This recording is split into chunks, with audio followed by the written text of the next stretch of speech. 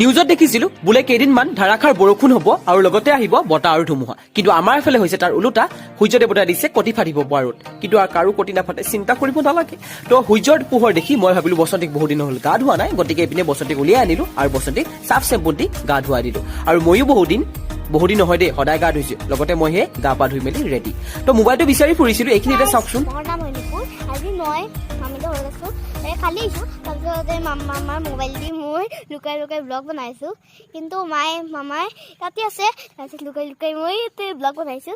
তাৰপিছত মামাৰ চেনেলটো ছাবস্ক্ৰাইব আৰু লাইক কৰিব।